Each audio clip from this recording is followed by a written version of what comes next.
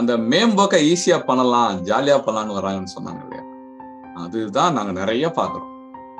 எங்களுக்கு வர கால்ஸ்ல நெறைய பேர் பார்த்தீங்கன்னா, ஃபோன் பண்ணும்போதே, லைசென்ஸ்லாம் முடிச்சுட்டோம். அடுத்து என்ன ஜஸ்ட் பையர் மட்டும் தான் பிடிக்கணும். அது எப்படின்னு சொல்லிட்டீங்கன்னா, நாங்க செட்டில் ஆயிரலாம் எக்ஸ்போர்ட்ல. அதுக்கு மட்டும் கைடன்ஸ் குடுப்பீங்களா? ஹெல்ப் பண்ணுவீங்களான்னு கேட்பாங்க. இது இப்படி நெறைய கால்ஸ் வரும். அப்ப சில பேர்ட்ட நாங்க கேட்ட சில கேள்விகள்ல, முதல்ல ஒரு விஷயம் நாங்க புரிஞ்சுக்கிட்டது என்னன்னா, பிசினஸ்க்குள்ள ஏன் வரீங்கன்னு கேட்டா அவங்க சொல்றது, ஸ்ட்ரெஸ் ஃப்ரீயா ஒர்க் பண்ணலாம்ல பிசினஸ்ல. அதான் மேடம் அழகா சொன்னாங்க. அவங்க அப்பாவோட ஸ்ட்ரெஸ் என்னன்னு சொன்னாங்க. ஒவ்வொரு நாளும் வெளிய வேணா சிரிச்சுக்கலாம். லேபர் முன்னாடி சிரிச்சுக்கலாம். ஆட்கள் முன்னாடி சிரிச்சுக்கலாம். ஆனா உள்ள தூங்க போற அன்னைக்கு இருக்குல்ல, அந்த செகண்ட் இருக்கு இல்லையா? காலையில விடியுமா விடியாதா? அடையுமா அடையாதா? நடக்குமா நடக்காதான்ற பயம், பிரஷர் இருக்கு இல்லையா? பிசினஸ் பீப்புளுக்கு ரொம்ப ஸ்ட்ரெஸ் அதிகமா இருக்கும். நான் ஏற்கனவே சொல்லியிருக்கேன். ரொம்ப லெத்தாஜிக்கலா வேலை பார்த்தாலாம் பிசினஸ் சஸ்டெயின் பண்ண முடியாது. முதல்ல 1 வருஷம் ஓடணும், மெனக்கெடணும், உயிரை கொடுக்கணும். அவ்வளோ நீங்க ரத்தம் சிந்தி, வேர்வை சிந்தி, கண்ணீர் சிந்தினாதான் இந்த பிசினஸை ஸ்டேபிள் பண்ண முடியும். அந்த ஸ்டெபிலிட்டி வர்றதுக்கே வந்து பாத்தீங்கன்னா முதல்ல அவ்வளோ ஸ்ட்ரெஸ் இருக்கும். அதுல சப்ளையர் ஸ்ட்ரெஸ் இருக்கும், ஏஜென்ட் ஸ்ட்ரெஸ் இருக்கும், பேங்கிங் ஸ்ட்ரெஸ் இருக்கும், லாஜிஸ்டிக் ஸ்ட்ரெஸ் இருக்கும். ஏன் பையரே போலியான பையரா உண்மையான பையரான்னு தெரியாது. அவனை கண்டுபிடிச்சு அவன்கிட்ட நியாயமா பேசுறதே மிகப்பெரிய ஸ்ட்ரெஸ். நியாயமான பையர் மாதிரியே பேசிட்டு இருப்பான். ஒரு வார கம்யூனிகேஷன் ஜாலியா போகும். கடைசி ஒரு வார்த்தை விடுவேன், அவன் ஃபேக்குன்னு தெரியும். அந்த நேரத்துல வரும் பாருங்க ஒரு ஸ்ட்ரெஸ். அதெல்லாம் நல்லா புரிஞ்சுக்கோங்க. வியாபாரத்துக்குள்ள வர்ற வரைக்கும் நீங்க ஸ்ட்ரெஸ் ஃப்ரீயா இருக்கலாம்னு நினைக்கிறதெல்லாம் ஓகே. ஆனா வந்ததுக்கு அப்புறம் ஸ்ட்ரெஸ் ஃப்ரீயாலாம் இருக்க முடியாது. நீங்க முதல்ல ஃப்ரீயாவே இருக்க முடியாது. அதெல்லாம் புரிஞ்சுக்கணும். எங்கேஜிங்கா இருக்கணும். பினான்சியல் ரிஸ்க் கிடையாது, அப்படி செட்டில் ஆயிடலாம் நினைக்கிறாங்க. முதல்ல நீங்க வியாபாரத்துக்கு என்ன கொடுக்கணுமோ அதை கொடுத்தாதான் அது உங்களுக்கு திருப்பி கொடுக்கும். நீங்க இதெல்லாம் கொடுக்க மாட்டேன்னு சொன்னீங்கன்னா அது எதுவுமே கொடுக்காது. உழைப்பை கொடுக்கணும், நேரத்தை கொடுக்கணும், உங்க என்டர்டைன்மெண்ட் விட்டு கொடுக்கணும், நிறைய விஷயங்கள் நீங்க கொடுக்கணும் வியாபாரத்துக்கு. அது எல்லாத்தையும் நீங்க கொடுக்கும் போதுதான் அந்த வியாபாரம் ரிட்டர்ன் ஏதாவது ஒண்ணு கொடுக்கும். சரி ஓகே, இவ்வளவு நீங்க தியாகம் பண்றீங்களா, உங்களுக்காக நான் என்ன பண்றேன், இந்த விஷயத்தை செய்யறேன்னு வியாபாரம் 2 கொடுக்கும் நமக்கு. புரியுதுங்களா? அப்ப நீங்க எதுவுமே கொடுக்க மாட்டேன், எதுவுமே செய்ய மாட்டேன், ஆனா எனக்கு வியாபாரம் நிறைய செய்யணும்னா வியாபாரம் வச்சு செய்யும். உங்களை நல்லா வச்சு செய்யும். சிலருக்கு மேடம் சொன்ன மாதிரி பணம் போகும், சிலருக்கு பாத்தீங்கன்னா குடும்பமே ரோட்ல நிக்கிற அளவுக்கு சூழ்நிலை ஏற்படுத்தும். அவங்களோட டீசெண்டா சொல்லிட்டாங்க, நான் அப்படி சொல்லல அப்படின்ட்டாங்க. ஆனா அப்படிலாம் நடக்குது உண்மையிலே. இன்னைக்கு உயிர் வரவன் எத்தனையோ பேர் இருக்கான். உயிர் வரணும் சும்மா விடல, அவன் காசு கடனுக்கு பிரச்சனை விட்டான் நினைக்கிறீங்களா? வியாபாரத்துக்கு கொண்டு இன்வெஸ்ட் பண்ணிட்டு என்ன பண்ணதா முடிச்சுட்டு செத்து போறேன். புரியுதுங்களா? விஷயம் தெரியாம உள்ள வந்தீங்கன்னா உங்ககிட்ட இருந்து எதெல்லாம் எடுக்க முடியுமோ அதை எடுக்கிறதுக்கு தான் ஆள் இருக்காங்க இந்த இடத்துல. நல்லா புரிஞ்சுக்கணும். இன்னும் அழகா சொல்றாங்க, அறிவை தவிர எதனாலும் எடுத்துருவாங்க உங்ககிட்ட இருந்து. நீங்க போட்டுக்க ட்ரெஸ்ஸை கூட பிச்சுட்டு போயிருவாங்க ரோட்ல இருந்தீங்கன்னா. அறிவு ஒன்ன மட்டும் தான் எடுக்க முடியாது. இந்த ஏதோ தனுஷ் ஒரு பார்த்து சொன்ன மாதிரி, இது இந்த இடத்துக்கு வாங்க, காடு இந்த இடத்துக்கு வாங்க, வீடு இந்த இடத்துக்கு வாங்க, ஆனா அறிவை மட்டும் தான் எடுத்துக்க மாட்டாங்க. அந்த அறிவு தான். அந்த அறிவை நிறைய சேகரிக்கணும்னு ஆசைப்பட்டீங்கன்னா போதுங்க, எந்த வியாபாரத்தாலும் ஜெயிச்சிடலாம், நின்றுடலாம், நிலைச்சிடலாம். அறிவை தவிர வெறும் பணம் மட்டும் தான் சம்பாதிக்கணும் வெறி மட்டும் வச்சுக்கிட்டு ஓடுனீங்கன்னா, வெறித்தனமா ஆட்கள் சுத்தல, சும்மா அப்படியே காலை சுத்தி அப்படியே பணம் புடுங்குற பாம்பு தான் இருக்கு. அப்படியே கொத்தி கொத்தி புடின்னு போயிட்டே இருக்கும். அதெல்லாம் ரொம்பலாம் ரிஸ்க் எடுக்காது. ஜாலியா ஈஸியா அழகா மேம்போட்டும் மேடம் சொன்ன மாதிரி எதெல்லாம் ஜாலியா நீங்க நினைக்கிறீங்களோ அதையெல்லாம் வார்த்தையை சொல்லி காசை புடிங்கிட்டு போயிட்டே இருக்கான். அவனுக்கு பணம் சம்பாதிக்கிறது ஒரு தொழில். அந்த தொழில் தான் இது அப்படின்னு அவன் பார்ப்பான். அவ்வளவுதான். தொழில் செய்யறவன் வந்து செய்யும் தொழில் தெய்வம் தானே சொல்றான். அவன் தெய்வம், அது தப்பு பண்ணாலும் தெய்வமா தான் பார்ப்பான், நல்ல பண்ண தெய்வமா தான், தொழில தெய்வமா பார்ப்பான். அவன் தொழிலுக்கு அவன் கரெக்டா இருக்கான், அவன் தொழில் மதிக்கிறான்ற மாதிரி ஆயிரும். உங்க தொழில் என்ன? ஏமாறதான் ஒரு தொழில் ஆயிப்போச்சு. நீங்க வியாபாரத்துக்குள்ள வந்து வியாபாரம் பண்ற தொழில் நினைச்சிட்டீங்க. நீங்க ஏமாறதான் முதல் தொழில், உங்க தொழில். அதெல்லாம் அடிபட்டு மிதிப்பட்டு மேடம் சொன்ன மாதிரி காசு இருக்கும் தப்பிச்சுக்கிறான். அது ட்ரையல் அண்ட் எரர் ஆயிருது. காசு இருக்கும் என்னது? Trial and error. ஓகே, அடுத்து யாரு, அடுத்து என்ன, அடுத்து வேற என்ன பண்ணலாம்னு போயிடுவான். காசு இல்லாத நேரம் யோசிச்சு பாருங்க. நான் அடிக்கடி கிளாஸ் சொல்லுவேன், நல்லா படிக்கிறவங்களும் ஒரு ஆர்கனைசேஷன் இருக்கும், நல்லா படிக்கணும் ஒரு கொடி தூக்கு ஆள் இருக்கும். நல்லா படிக்காதவனை பத்தி பேசுறதுக்கு ஆள் இருக்கு. அவனை கண்டுக்க மாட்டாங்க, அவனும் எதையும் கண்டுக்க மாட்டான். ஆனா பாதிப்பு பாத்தீங்கன்னா வரும்போது அவன் கத்துவான் லபோதிபோன்னு, அப்ப யாரும் உதவிக்கு நிக்க மாட்டாங்க. அதை புரிஞ்சுக்கணும். அவனுக்கெல்லாம் வந்து சொல்றதுக்கு இந்த மாதிரி வாய்ப்பு கிடைக்கும், சந்தர்ப்பம் ஆட்கள் கிடைக்கும்போது பயன்படுத்திக்கணும். என்ன சொல்ல வராங்க, எதுக்காக சொல்ல வராங்க, நீங்க உள்ள வர வேண்டாம்னு அவங்க சொன்னது அழுத்தமா ஒரு வார்த்தை புரிஞ்சுக்கணும்.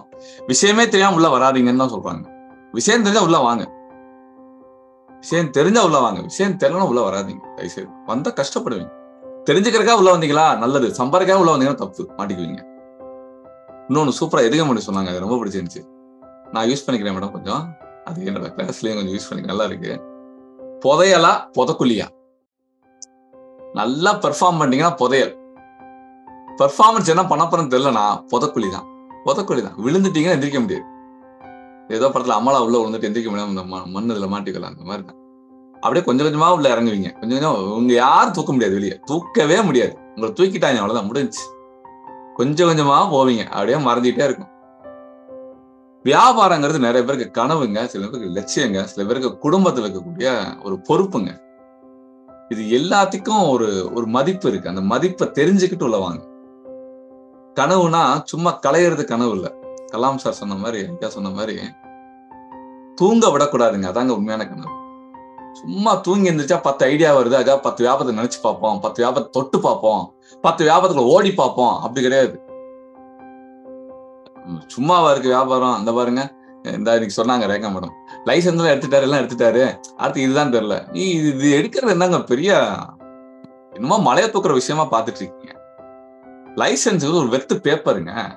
உங்க பேரு உங்க மூஞ்ச போட்டோ ஒட்டி கொடுக்கக்கூடிய ஒரு லைசன்ஸ் காப்பிங்க. அது காசு கொடுத்தா கிடைக்குங்க, எப்பனாலும் எடுத்துக்கலாங்க. அதுக்கு என்னங்க அவசரம்? இவ்வளவு வேகமா லைசன்ஸ் எடுத்து நாளைக்கு என்ன கையில ஆர்டர் வச்சிருக்கீங்களா? கான்ட்ராக்ட் சைன் பண்ண போறீங்களா? சப்ளையர் வச்சிருக்கீங்களா? ஏஜென்ட் இருக்கானா? ரேட் செக் பண்ண முடியுமா? மானி என்னன்னு தெரியுமா உங்களுக்கு? பிரைஸ் ஒர்க் பண்ண தெரியுமா? பேமெண்ட் பத்தி நெகோசியேட் பண்ண தெரியுமா? இந்த பரீட்சைக்கு ரெடி ஆயிட்டியான்னு கேட்டா அட்டை, பேப்பர், பேனா, பென்சில் எடுத்து வச்சு ரெடி ஆயிட்டுன்னு சொல்லக்கூடாது. பாடத்துக்கு ரெடி ஆயிட்டீங்களா? சப்ஜெக்ட் நாலேஜ் வந்துருச்சா? பரீட்சைக்கு தயாராயிட்டீங்கன்னா அப்படிதான் பார்க்கணும். படிப்புல ஒண்ணும் கிடையாது, படிப்பை ஒண்ணுமே செய்யல, எதுக்கும் தயாராகல. ஆனா நோட்டு, பேனா, பென்சில் எடுத்துட்டு தயாரா என்ன பண்ணா என்ன புண்ணியம்? காரு, நாங்க அடிக்கடி சொல்ற எக்ஸாம்பிள், அதையும் அழகா சொன்னாங்க. லைசன்ஸ் இருக்கு மேடம்கிட்ட, ஆனா இப்ப அது டச் விட்டு போச்சுன்னு வைங்களேன். இப்ப கார் ஓட்டவங்க கார் எடுத்தாங்கன்னா கண்டிப்பா ஒண்ணு இவங்க, இல்ல ஏத்தாப்புல வரேன், சொல்லி முடிஞ்சு. அதே தான் இங்கேயும். தெரிஞ்சு வந்தா நீங்க பொழப்பீங்க, தெரியாம வந்தா ஒண்ணு நீங்க சாவீங்க, இல்ல வர்றவனை ஃபுல்லா சாவடிப்பீங்க. வர்ற பையரை ஃபுல்லா சாவடிச்சு மிரட்டி விட்டு அவனை வேற எங்கேயா நாட்டுக்கு அனுப்பி விட்டுறது. ஆத்தாடி ஆத்தா, இந்தியாவில இருக்கலாம் மெண்டல் பிடிச்சு போச்சு போல, நீங்க குண்டா பேசுறாங்க, லாஜிக்கெல்லாம் பேசுறேன்னு ஓடி போயிருவான். ஒண்ணு வாய்ப்பா உங்களுக்கு எடுத்துக்க பாருங்க, இல்ல ஓராம நிலங்க வேற ஒருத்தர் எடுத்துக்குவேன். அதுக்காக காத்துட்டு இருக்காங்க. நெகட்டிவ் காம்படிஷனா மறைச்சு நிக்காதீங்க, தடகல்லா போய் நிக்காதீங்க அப்படின்னு அவங்க நினைக்கிறாங்க. சரிங்களா? இவங்க பேசுறாங்கன்னா சும்மா பேசலங்க. இவங்க சில விஷயம்லாம் ட்ரை பண்ணி, பல விஷயங்களை முயற்சி பண்ணி, பல விஷயங்களுக்கு போராடி, அவ்வளவு படிப்பு படிச்சு, வாழ்க்கையில சில நிகழ்வுகள்லாம், கசப்பான நிகழ்வுகள்லாம் கடந்து வந்து அவங்க பேசுறாங்க. புரியுதுங்களா? சும்மா அவங்க ஏதோ அவங்க உட்காந்து கிளாஸை முடிச்சாங்க, அதனால அவங்க ஏதோ பேசிட்டு போறாங்க கிடையாது. அப்பெல்லாம் அவேர்னஸ்லாம் யாரும் இவ்வளவு நேரம் பேச முடியாது. நீங்க எழுதி வச்சு பேசணும், இவ்வளவு நேரம் பேச முடியாது. புரியுதுங்களா? உள்ள இருந்து பேசுறாங்க. சரிங்களா? அதனால பாத்துக்கங்க, கவனமா இருங்க. ஒரு 2 வார்த்தை மட்டும் முடிச்சுக்கிறேன். பிரியா மேடம் ஒரு நிமிஷம் வந்துடுறேன். 10 கேள்வி கேட்க சொன்னாங்க. உங்களை நீங்களே ஒரு 10 கேள்வி கேளுங்க. அதோட குறைச்சிட்டாங்க, சொல்லும் போது 5, 7ன்ட்டாங்க. பரவாயில்ல, இருக்கட்டும். ஒரு கேள்வி கேளுங்க போதும். இந்த வியாபாரத்துல வர எல்லா பிரச்சனையும் ஃபேஸ் பண்ண முடியும்னா உள்ள வாங்க. எல்லா விஷயத்துக்கும் ஒருத்தர் நாடிதான் நிக்கணும்னா உள்ள வராதீங்க. இந்த ஒரு கேள்வி உங்க கண்ணாடி பண்ணி கேட்டு பாருங்க. இந்த வியாபாரத்துக்கு எல்லா பிரச்சனையும் என்னால ஃபேஸ் பண்ண முடியும், எதிர்கொள்ள முடியும், அட்லீஸ்ட் நிம்மதியா தூங்கி எந்திரிக்க முடியும் அந்த பிரச்சனை எதிர்கொண்டு அப்படின்னு நினைச்சீங்கன்னா உள்ள வாங்க. இந்த ஒரு கேள்வி உங்களை கேட்டு பாருங்க. Product, supplier, buyer, competition, market entry level, pricing, payment, documentation, negotiation, advertisement, finance, இதுல எந்த ஒரு விஷயத்தையும் உங்களால ஹேண்டில் பண்ண முடியாதுன்னா அதை சரி பண்ணிட்டு உள்ள வாங்க. கன்னியாகுமரி கேட்டு உங்களை விரட்டி விடல, கேள்வி கேட்டு தயாராகுங்க. இந்த கேள்விக்கு பதில் இருக்கா? இல்ல, பதில் ரெடி பண்ணிட்டு வாங்க. அடுத்த கேள்வி வந்து கேளுங்க, பதில் இருக்கா? ரைட், ஓகே, அடுத்த கேள்வி. இப்படி உங்களுக்கு கேள்வி கேட்டு மூவ் பண்ணுங்களேன், தெளிவா இருக்கும். அழகா சொல்லிட்டாங்க. ஒண்ணு உங்க நீங்க கேள்வி கேட்கணும், இன்னொன்னு போற இடத்துல ஃபுல்லா கேள்வி கேட்கணும். கேள்வி கேட்டு பழகுங்கன்ட்டாங்க. ஒருத்தர் சொல்றதை அப்படியே நம்ப கூடாது. அவனும் பெரிய லெஜெண்டா, பெரிய கடவுளா, பெரிய மகானா, அவ்வளவு ஒரு அனுபவசாலி மனுஷன் தான். உங்களை மாதிரி சதையும் ரத்தமும் இருக்க ஒரு மனுஷன் தான். அனுபவப்பட்டிருக்க, அனுபவத்தை ஷேர் பண்றான். அந்த அனுபவம் வந்து அப்படியே உங்களுக்கு நடக்கவும் கிடையாது. அந்த அனுபவம் அப்படியே எடுத்துக்கலாம் நினைக்க கூடாது. அதுல 2 கேள்வி வரும் உங்களுக்கு. எனக்கு இப்படி யோசனை இருக்கும், எனக்கு இப்படி ஒரு கேள்வி வரும், இதை நான் எதிர்கொள்ள முடியாது. அந்த கேள்வி கேளுங்க அவன்கிட்ட. ஏன் சொல்றதுக்கெல்லாம் செவி சாத்திட்டே வரீங்க? பாத்துக்கங்க, கவனமா இருங்க. சரிங்களா? நட்டதும் முளைக்காது அப்படின்னு ஒரு வார்த்தை சொன்னாங்க, ரொம்ப பிடிச்சிருந்துச்சு. நட்டதும் முளைக்காது. அதுக்கு தேவையான பண்டகம் பண்ணணும். காத்து கொடுக்கணும், வெளிச்சம் கொடுக்கணும், தண்ணி கொடுக்கணும், பராமரிப்பு கொடுக்கணும், வேலி கொடுக்கணும். இது எல்லாம் கொடுத்தா அது வரும். அப்ப கூட இருக்கு இல்லையா, சரியான விளை நிலத்துல போட்டாதான் அந்த விளைச்சல் வரும். அதுவுமே தப்பான விளை நிலத்துல போட்டீங்கன்னா அதுவும் வராது. ஏதோ நெகட்டிவா பேசுறாங்க இவங்க, ஐயோ இவங்க எல்லாம் போக கூடாது, நெகட்டிவ் வைப்ரேஷனா இருக்கு அப்படின்னு நினைச்சிட்டீங்கன்னு வைங்களேன், புரிஞ்சுக்குவீங்க. பாக்கிய மாடல் நினைச்சு பார்ப்பீங்க. இவங்க சொன்ன வார்த்தைகளை எங்க நினைச்சு பார்ப்பீங்கன்னா, அந்த விழுந்து அடிபட்டு கிடப்பீங்களா அப்ப நினைச்சு பார்ப்பீங்க. மனசுக்கெல்லாம் இப்ப ஈகோ வந்துருச்சு.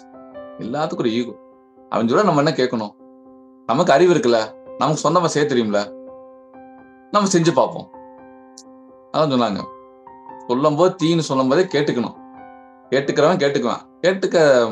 அந்த மனசு இல்லாதவன் கொஞ்சம் கை கருகத்தான் செய்யும், அழுகத்தான் செய்யும். செஞ்சுட்டு வா. சரிங்களா? பாத்துக்குங்க.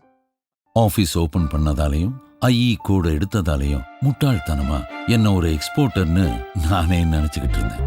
ஆரம்பிச்சதோட சரி, நானும் என் பிசினஸும் ஒரே இடத்துல தான் நின்னுகிட்டு இருந்தோம். எப்பவுமே கூட இருப்பேன்னு சொன்ன ட்ரெயினர் ஒரு தடவை கூட என் போனை எடுக்காதப்ப இனி என்ன பண்றது, யார்கிட்ட கேட்கறது, ஒண்ணுமே புரியல.